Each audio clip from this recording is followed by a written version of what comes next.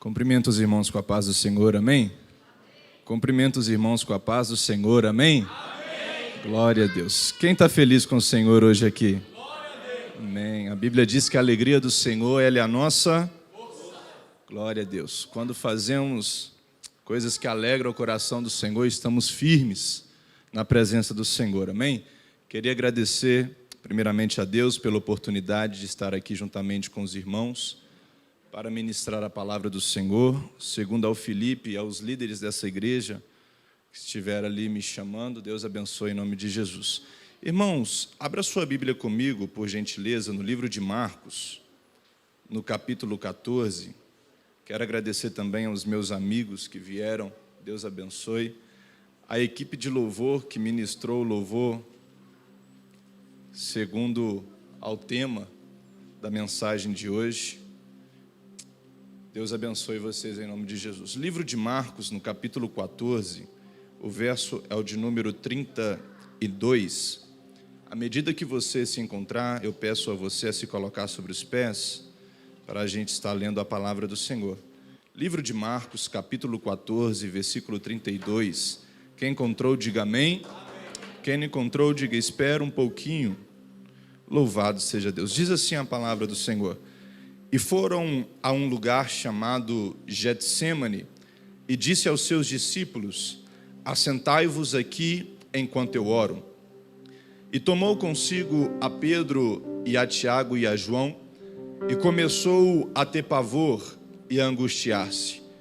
E disse-lhes: a minha alma está profundamente triste até a morte. Ficai aqui e vigiai.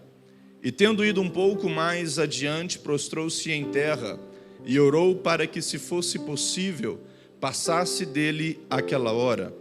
E disse: Abba, Pai, todas as coisas te são possíveis.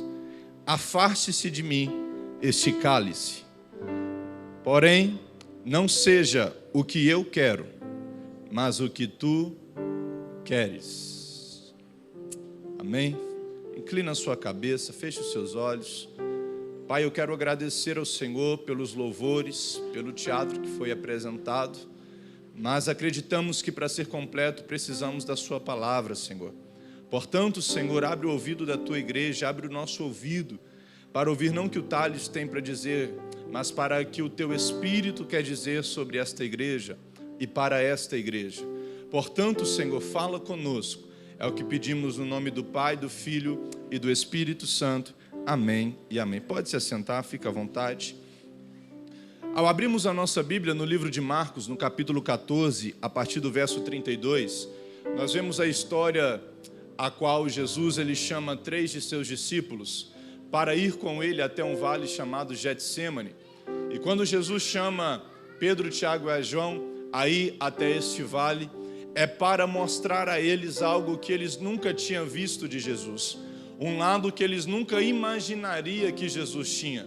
Jesus aqui no vale de Getsêmani, ele está profundamente angustiado, e ele dá ênfase a dizer que é até a morte. Jesus está triste, Jesus está cabisbaixo, Jesus está profundamente angustiado.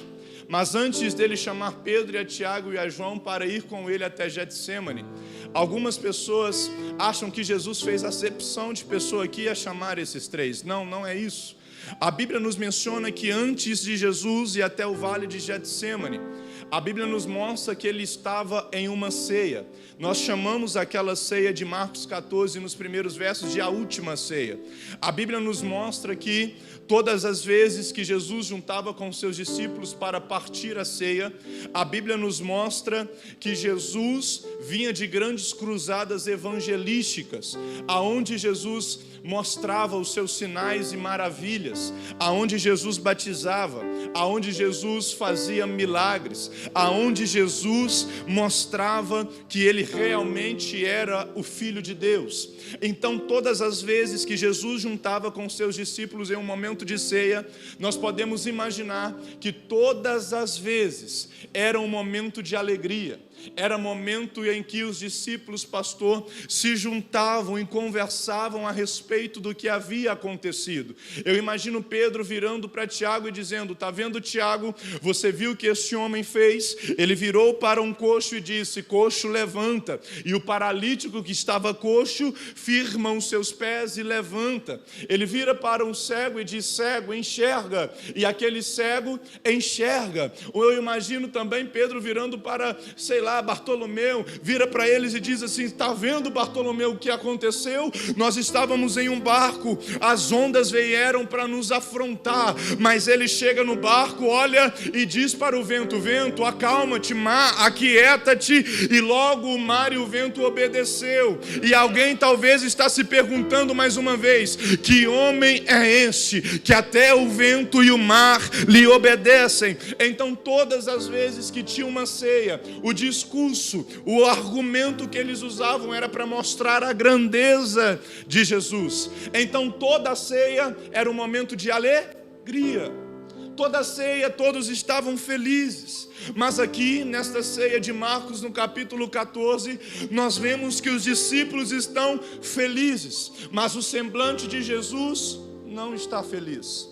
O semblante de Jesus não está alegre. Jesus está em silêncio. Jesus está reparando aqueles seus discípulos. Até que então alguém percebe que Jesus está com o semblante caído. Vai até Jesus e pergunta: Senhor, o que está acontecendo com o Senhor? Naquela mesa Jesus vai soltar uma revelação. E a revelação é esta: um de vocês hão de me trair. O ambiente de alegria daquela mesa acaba. O ambiente de alegria daquela ceia acaba. E os discípulos começam a vir até Jesus. Alguém chega perto de Jesus e diz: Senhor, sou eu. A outro chega perto dele e diz: Senhor, sou eu. Judas chega perto de Jesus e diz: Mestre, sou eu. Jesus, para acabar com aquela agonia que estava acontecendo ali, a Bíblia diz que Jesus vai soltar mais uma revelação. E a revelação é esta: aquele que põe a mão comigo no prato, este há de me trair. Só há uma explicação para o próprio Judas esticar a mão no prato juntamente com Jesus. Thales, qual é a explicação? Primeiro, o corpo de Judas estava na ceia, mas a alma e o espírito, a mente de Judas não estava na ceia. O corpo de Judas estava juntamente com Jesus, mas o espírito de Judas não estava com Jesus. Thales, o que você quer dizer? Levanta a sua mão, porque eu quero lançar uma palavra profética para a tua vida. Ei, Jesus está no culto, Jesus está com a sua presença aqui. Para de focar nas coisas terrenas, traz a sua mente para o culto, traz a sua mente para Jesus, porque enquanto Ele está no culto, Ele te salva. Enquanto Ele está no culto, Ele te dá 200, 400, 600 ml, 80 ml de Coca-Cola. Mas sei de uma coisa: se você focar em Jesus, te prepara, porque o melhor Deus tem para a sua vida. O melhor Deus tem preparado. Aleluia.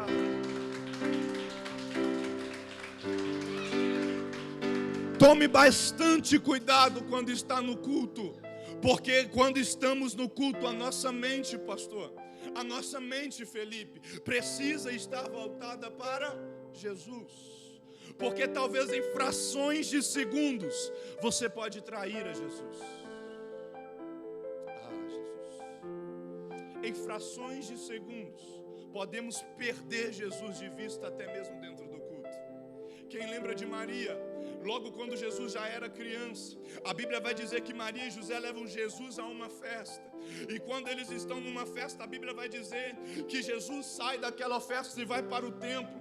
Maria, quando vai perceber, perdeu Jesus distraído por outras coisas. A Bíblia vai dizer que então ela chama José e diz: ô José, cadê Jesus, José? José fala para ela: mas ô mulher, eu deixei o menino contigo.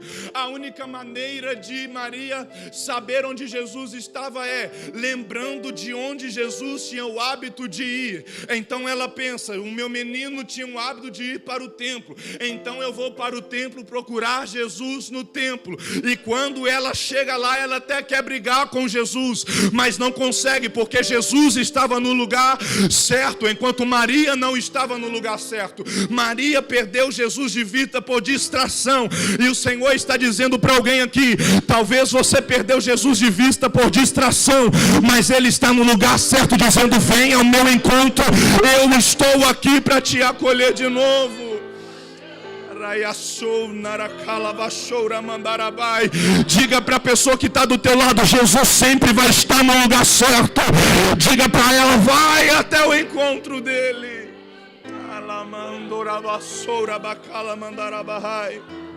Aleluia. Ei, Deus está dizendo para alguém aqui: não perca Jesus distraído com outras coisas. Aleluia. Jesus então está com seus discípulos à mesa. E quando Jesus solta essa revelação, o clima da ceia acaba. Mas Jesus, para mudar aquela situação daquela ceia, porque ceia não pode ser assim. Ceia precisa de ter comunhão e gratidão. Aí a Bíblia diz em Coríntios que na noite que foi traído, Jesus tomou o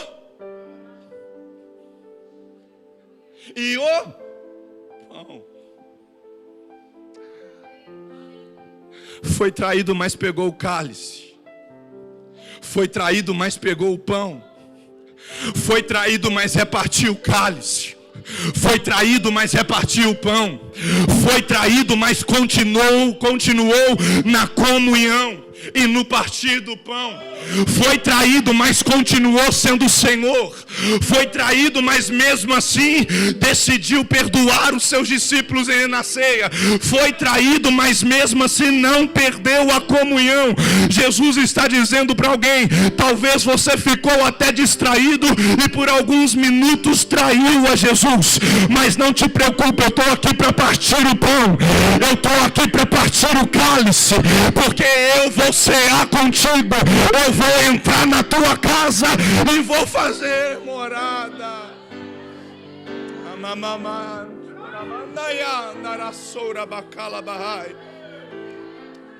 Jesus reparte no meio daquela ceia e reparte para os seus discípulos. Quando Jesus acaba aquela ceia, algo diferente acontece. Jesus, todas as vezes que a ceia acabava, nós nunca víamos Jesus chamar os seus discípulos para nada.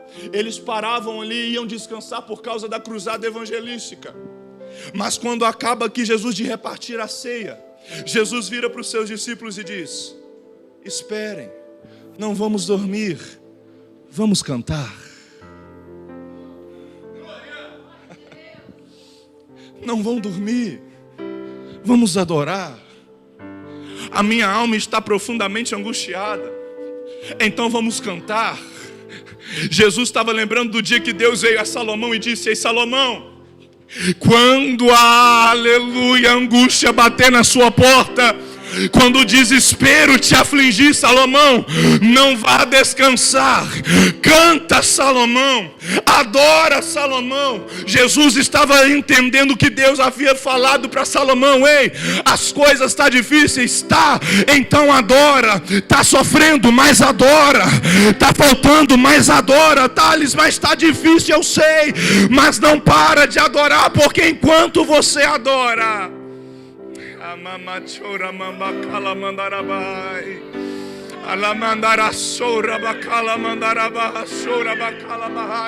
porque quando você adora, acontece o que aconteceu com Salomão.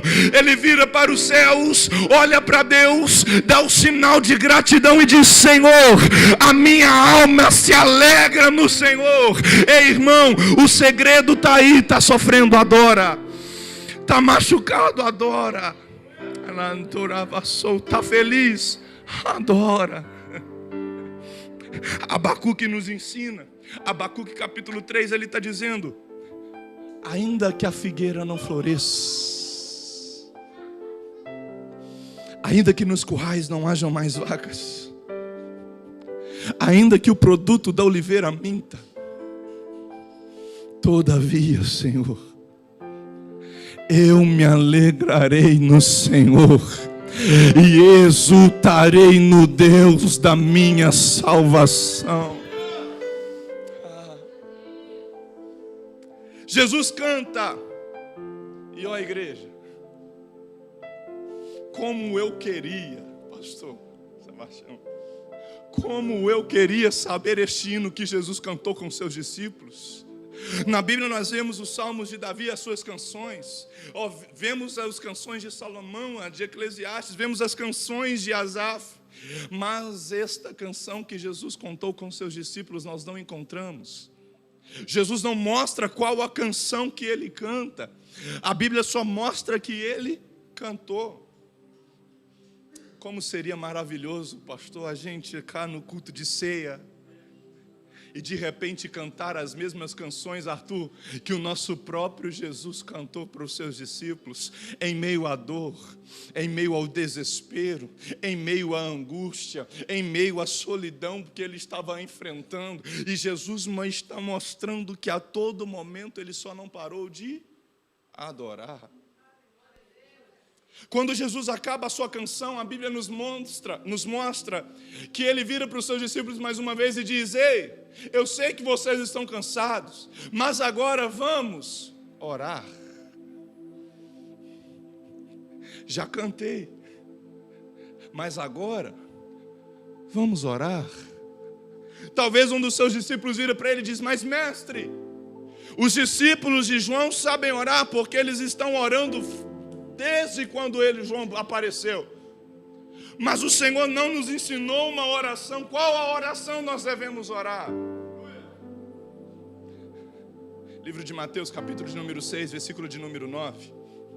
Portanto, vós orareis assim: Pai nosso que estás nos céus, santificado seja o teu nome. Venha o teu reino. Seja feita a sua vontade, assim na terra como no céu.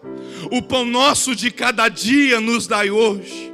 Perdoai as nossas ofensas, assim como nós perdoamos aquele que nos tem ofendido. Mas livra-nos do mal, Senhor, porque teu é o reino, o poder e a glória para todo sempre. Jesus ensina a oração para eles, e então eles começam a orar a oração do Pai Nosso. E quando Jesus observa que eles estão orando, há um movimento a acontecer no coração de Jesus, porque a vontade de Jesus não é acabar a ceia ali, a vontade de Jesus não é ir embora, a vontade de Jesus não é de ir dormir, não, a vontade de Jesus ainda continua sendo a chorar. Porque a sua alma está mais uma vez angustiada. Ah, Jesus. Jesus observa que os discípulos estão tão cansados que ele os libera. Jesus os libera. Só que dos 12, sempre vai ter 3. No momento de alegria, vai ter os 12 com vocês. Mas no momento da angústia, vai ter 3 com você. Tem vales que você passa e está rodeado de gente, porque o vale é bom. Mas tem vale que você passa que tem apenas 3. Tem vale que você olha para a direita, cadê o seu amigo? Olha para a esquerda, cadê o seu colega? Olha para trás, cadê aqueles que andam com você? E quando você olha para frente, a única pessoa que você encontra é a sua família.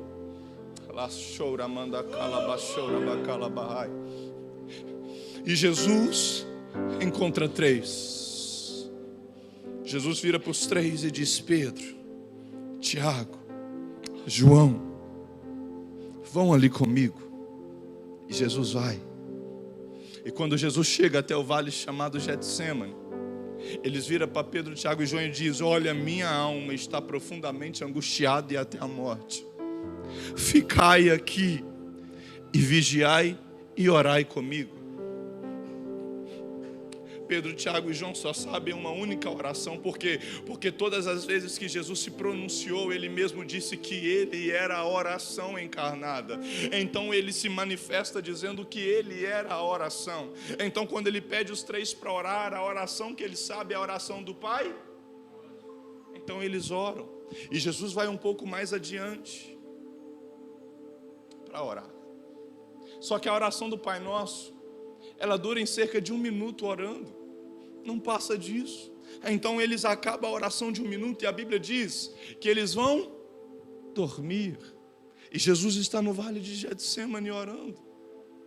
Pela primeira vez Jesus vai até os seus discípulos. E quando Jesus chega até onde ele tinha deixado os seus discípulos, ele observa que os discípulos estavam dormindo. Jesus entende que há vales que nem a sua própria família vai poder enfrentar com você. Há situações que vão ocorrer na nossa vida que nem a nossa própria família vai enfrentar, porque se trata de uma cura espiritual.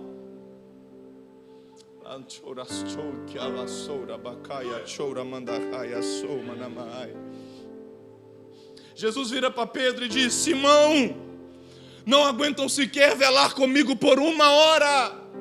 Ficai aqui e orai, porque a carne é fraca, mas o espírito é forte.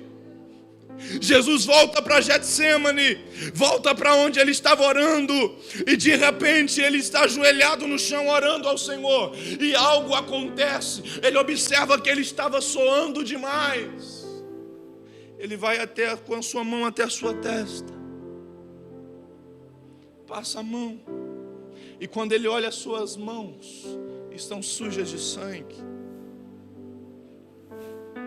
As menores veias do corpo de Jesus estouram. E quando elas estouram, Jesus naquele vale poderia morrer ali. Mas um sacrifício não pode ser dessa maneira.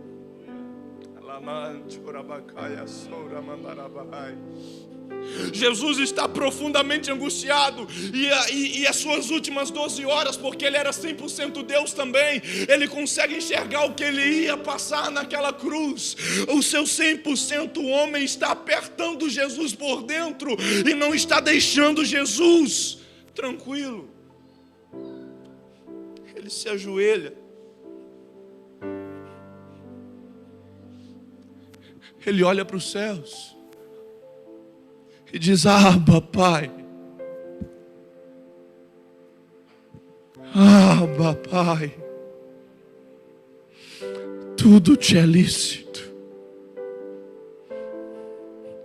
Se possível, afaste-se de mim este cálice. Ah, Jesus. Observe que Jesus está dizendo: se possível, eu sei, Pai, que é a tua vontade, mas se possível, afaste-se de mim esse cálice.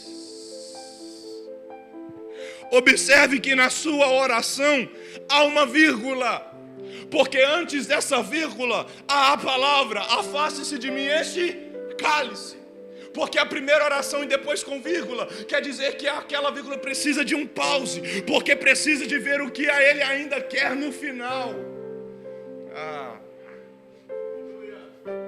Jesus está dizendo: afaste de mim esse cálice. Por quê? Porque quando ele olha à frente, ele enxerga a cruz, ele enxerga o chicote, ele enxerga as chicotadas. E quando ele está enxergando tudo isso, ele só está vendo o lado humano, e o lado humano dele está dizendo: afasta-se de mim este cálice. Mas quando Jesus dá uma vírgula em sua oração,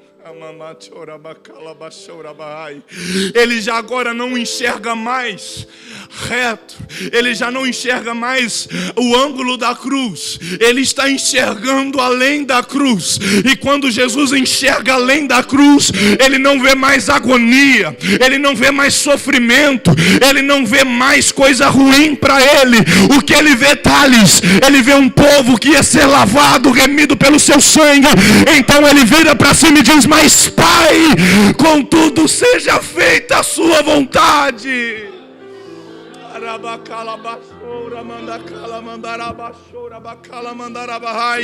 Quando Jesus disse a primeira palavra, afaste-se de mim, era um momento de dor. Mas quando ele enxerga a vontade do Pai, ele enxerga a mim, Ele enxerga você. Ele enxerga você. Ele enxerga você. Ele enxergou. A igreja Projeto Júbilo disse: vai valer a pena. Ele encontrou você e Ele está dizendo: vai valer a pena. Ô Pai, eu vou cumprir a sua vontade. Vai doer, mas eu vou cumprir a sua vontade. Ele volta aos seus discípulos. E mais uma vez os seus discípulos estavam dormindo. Ele vira para Simão e diz: Simão, acorda.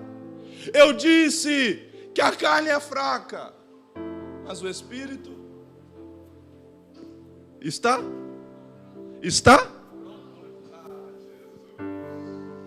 A primeira vez Jesus diz: vai até eles, encontra eles dormindo e fala para eles vigiar e orar, porque a carne é fraca. O semblante ainda estava caído, mas quando Jesus vai pela segunda vez, ele diz que a carne é fraca, mas o Espírito está pronto, porque ele aceitou a vontade do Pai. E todas as vezes que a gente aceita a vontade do Pai, o Espírito está pronto. Levanta as suas mãos para o céu, levanta as suas mãos para o céu. Jesus está na casa e está dizendo: aceita a vontade do Pai, porque o Espírito vai ficar pronto.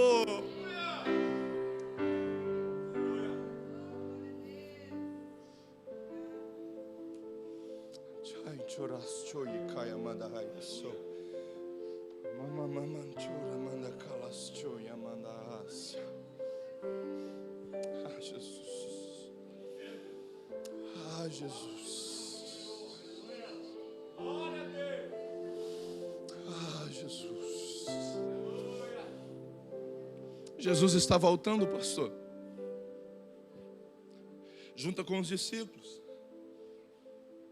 Só que um dos discípulos não estava com eles. E quando Jesus está voltando, de repente eles ouvem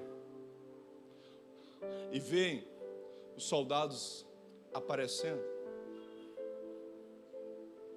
A Bíblia vai dizer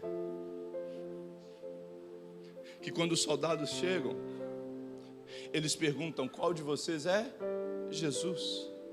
Porque todos se pareciam com? Porque todos se pareciam com? Jesus. A Bíblia diz que Jesus levanta a mãozinha e diz: sou eu.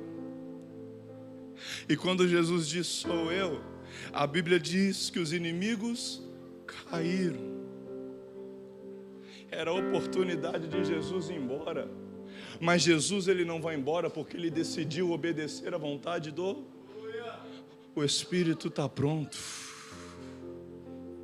O Espírito está pronto. Judas vem até ele, dá um beijo. Jesus pega Jesus, vem até Jesus, dá um abraço em Judas e diz: Judas, tu és o meu amigo.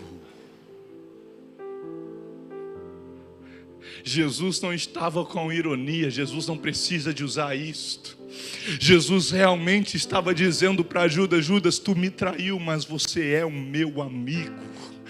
Judas, tu esqueceu de mim, mas tu és o meu amigo. Judas, eu vou te dizer mais: tu és o meu amigo, Judas. Jesus, em outras palavras, estava dizendo para Judas: Judas, não faça o que você vai fazer. Você me traiu, mas continua sendo o meu amigo. Jesus está dizendo para alguém aqui: ei, tu falhou comigo, eu sei, mas eu continuo te chamando de amigo. Tu és o meu amigo, tu és o meu amigo.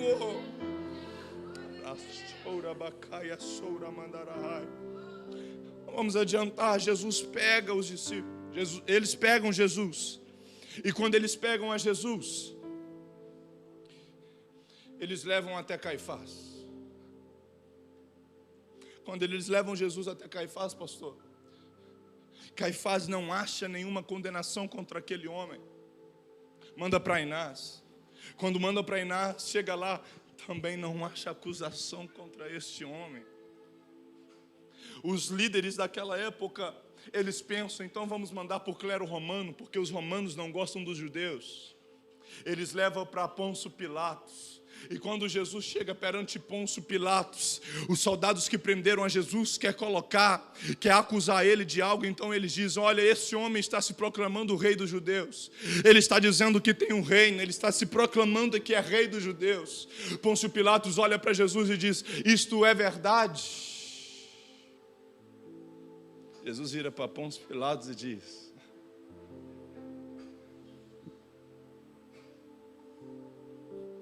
o que é verdade para mim, não pode ser para você. Mas sim, eu sou o rei dos judeus. Pôncio Pilatos, pastor, não quer matar este homem. Pôncio Pilatos manda guardar ele. Ele vai conversar com sua esposa. A sua esposa já vira para ele e diz, olha, eu não mexo com esses pontos políticos, não quero saber. Aleluia. A Bíblia diz que Pôncio Pilatos está pensando, então Pôncio Pilatos pensa bem, olha e diz, espera, estamos num momento de Páscoa, e no momento de Páscoa os deuses de vocês faz com que a gente libera um prisioneiro. Então vamos fazer o seguinte, vamos pegar a Barrabás. E vamos pegar Jesus e colocar perante a multidão. E vamos pedir à multidão para escolher. Eles pegam Barrabás, pegam a Jesus, colocam Barrabás à esquerda, Jesus à direita. E quando eles gritam, e Barrabás vira para eles, Pilatos vira para eles e pergunta, o que vocês querem que eu faça? Solte a Barrabás, um ladrão, matador de romanos, e crucifique a Jesus, ou crucifique a Jesus e solte a Barrabás. A multidão comprada por moedas gritam, crucifiquem a Jesus e soltem a Barrabás. Crucifiquem a Jesus e soltem a Barrabás. Pilatos pega um balde com água, lava as suas mãos e diz, eu lavo as minhas mãos pelo sangue desse homem. O que a multidão gritou? Que o sangue desse homem caia sobre nós e nossos filhos. A multidão nunca soube o que estava fazendo. A multidão nunca soube o que estava fazendo. Porque simplesmente, pastor, foram compradas por moedas. Trazendo para os dias de hoje, tem muita gente vendendo a Jesus por moedas.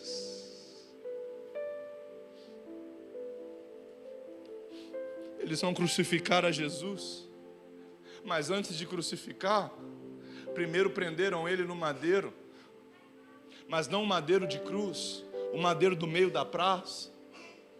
Prenderam as suas mãos e prenderam no madeiro perante a praça. Deixaram Jesus seminu, que a pior vergonha para um judeu é mostrar a sua nudez. Eles pegam um chicote chamado azorrague. O chicote chamado azorrague, ele tinha 7 pontas. E em cada ponta tinha ossos de carneiros afiados. Para você ter ideia de tanta tortura que é aquilo, se alguém usar isso hoje, ele é condenado à morte pelos romanos. Porque era a pior maneira de torturar alguém. E eles pegam aquele azorrague e vai dar uma quarentena de açoites em Jesus, menos uma, 39.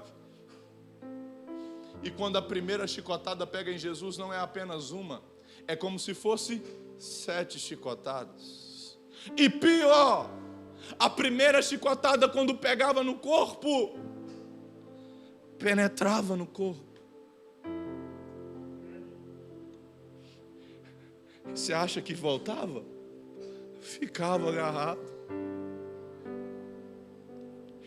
E para desgarrar, Felipe, eles precisam puxar. E quando eles puxam, eles rasgam a pele de Jesus. Dá a primeira, dá a segunda, dá a terceira, dá a quarta, e assim sucessivamente. Há uma história dos judeus no livro dos Romanos, que quando o acusado ganhava a 10ª chicotada, eles não aguentavam, então eles se inclinavam de tanta dor. Eu imagino Jesus agachando de tanta dor, porque teve uma das chicotadas que pegou.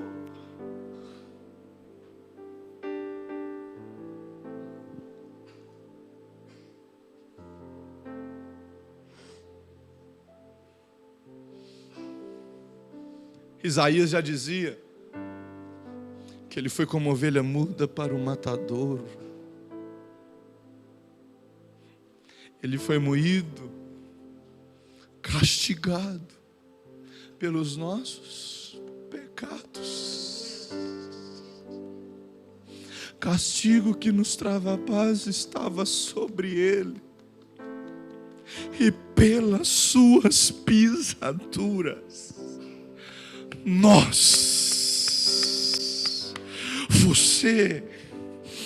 você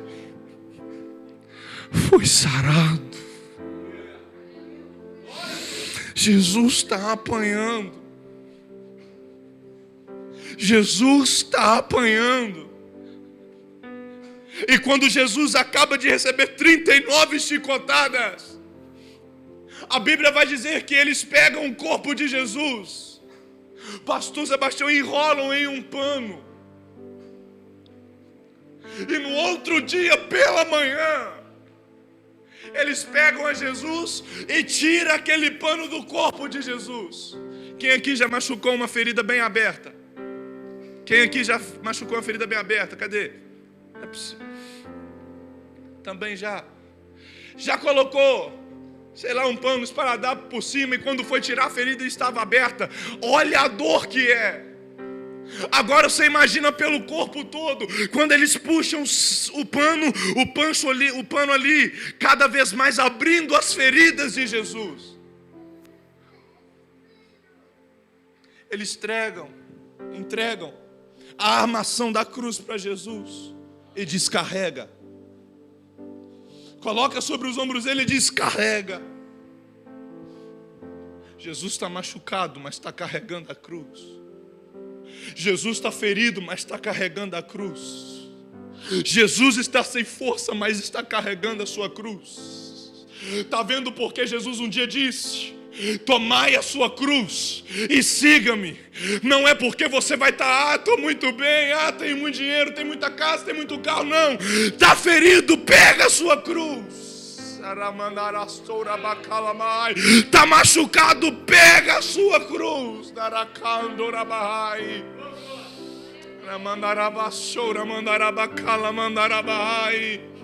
Jesus então vai carregando a sua cruz, adiantando. Quando Jesus chega em Gólgota, o buraco da cruz já estava pronto. Eles deitam uma cruz, deita Jesus sobre a cruz.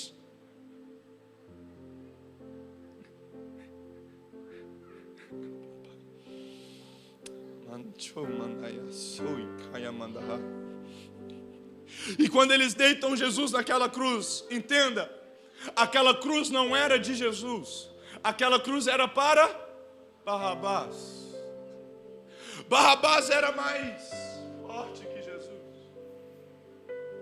A cruz era mais pronta, tinha a medida de Barrabás, tinha a estrutura de Barrabás, tinha os centímetros, a altura, tudo certo para Barrabás.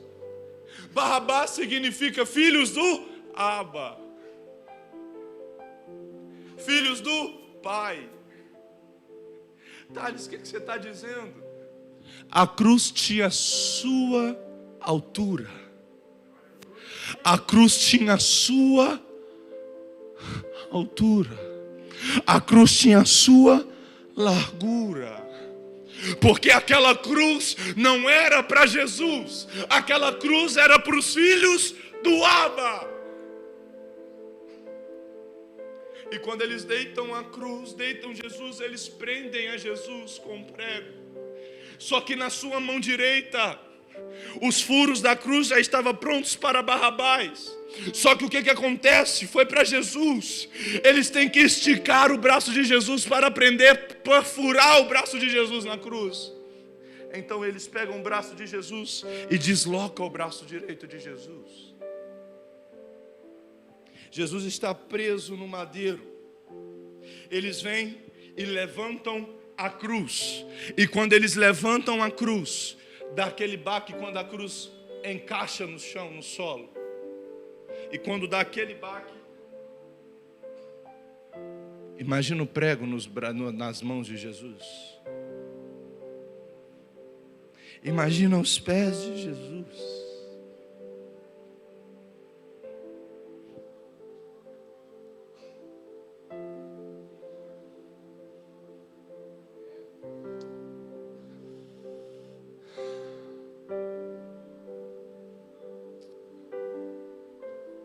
Jesus tem sede na cruz. Eles apresentam a Jesus vinagre numa esponja. Jesus cospe aquilo. Jesus fala as suas últimas palavras para Maria. Jesus olha para a multidão. Quando Jesus olha para a multidão, ele puxa a sua força toda dos seus pés para falar. E quando ele puxa as forças de seus pés para falar, porque o seu diafragma está apertado, ele precisa de puxar força de seu pé. E cada medida que ele vai puxando força para falar, aquele prego estava firmando os pés de Jesus naquela cruz, fazendo com que a dor seja maior.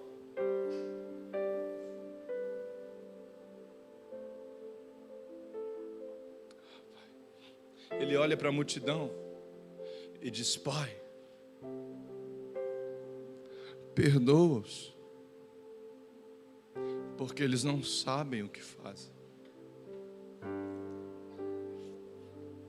Alguém que estava sendo crucificado juntamente com ele, um estava à esquerda, o outro estava à direita. O que estava na esquerda olha para aquele homem que estava no meio, chamado Jesus, olha uma plaquinha que estava escrito em cima da sua cabeça: Rei dos Judeus. E se tem rei, quer dizer que ele tem reino. Então ele vira para ele e diz: Ô rei, se tu és mesmo rei dos judeus, se tu és filho de Deus, desça da cruz e salve-te a ti e a nós. Ah, Jesus. Ah, papai. O ladrão que estava à direita vira e diz: Ô amigo, nós estamos aqui porque nós merecemos, mas esse homem de nada fez. Ele olha para aquele homem que estava no meio, o seu sangue todo coberto de sangue, e diz assim: Senhor, Senhor, lembra-te de mim quando entrares no teu reino. O diabo quis pegar o da esquerda para acabar com Jesus, mas o Espírito pega o da direita para fortalecer Jesus na cruz. E aí Jesus vem e diz: Ei filho, ainda hoje estarás comigo no paraíso. Deixa eu te dizer uma coisa: Jesus poderia descer da cruz? Poderia, mas aquele momento não é para mostrar poder, aquele momento é para mostrar amor. E aquela cruz está mostrando que ele está na cruz, mas ainda continua sendo o Senhor, porque mesmo na cruz foi reconhecido como Senhor. Está na cruz, mas não perdeu o controle. Lembra-te de mim quando entrares no teu reino. Está na cruz, mas continua sendo o rei do reino. Ei Senhor, lembra quando entrares no teu reino. Jesus Jesus está prestes a se expirar. E então ele diz: Pai, Eli, Eli, lama sabachthani. Deus meu, por que me desamparaste? Já estou acabando. Eu imagino alguém dizendo lá no céu: Senhor, teu filho está te chamando. Porque Jesus começou a dizer: Eli, Deus. Jesus queria a presença do Pai ali, mas ele está dizendo: Eli, Eli. Tipo, como que o Pai não estava vendo o pastor Sebastião.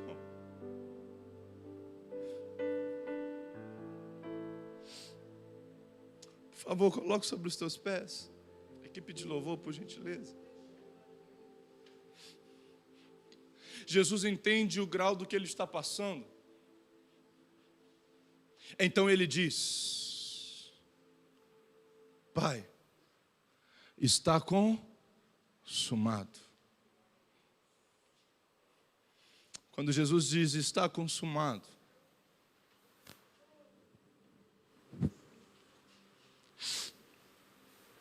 quando Jesus diz está consumado, ele olha para cima e diz: Pai, a ti entrego o meu espírito. E expirou.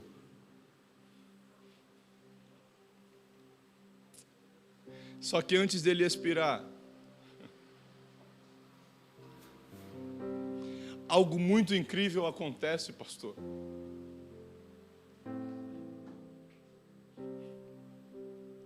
Quem lembra de Coríntios, quando Paulo, o pastor Sebastião, está pregando e de repente aparece a morte no culto de Paulo. Paulo olha para a morte e a morte queria intimidar a Paulo. Mas é Paulo que vai intimidar a morte. Paulo olha nos olhos da morte e diz: ó morte, onde está a tua vitória, ó morte? Travada foi a morte de cruz, ó morte. O diabo chama a morte para querer matar a Jesus.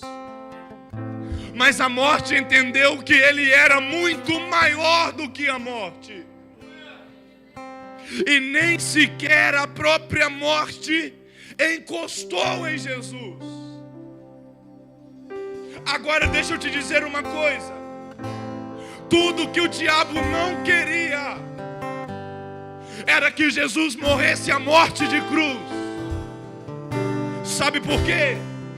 Porque primeiro o pecado seria vencido.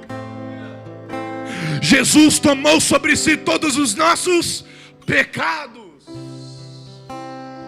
Segundo, a morte seria vencida. A morte não matou a Jesus. Ele disse: Pai, a ti entrego o meu espírito. E terceiro, o diabo seria vencido. Jesus, quando expira, a Bíblia diz em Romanos que muito em breve, irmãos, muito em breve, Arthur, muito em breve, Felipe, o Deus de paz esmagará Satanás debaixo de vossos pés. E eu tenho uma notícia. Muito em breve vai sair uma notícia. O rei veio buscar a sua igreja.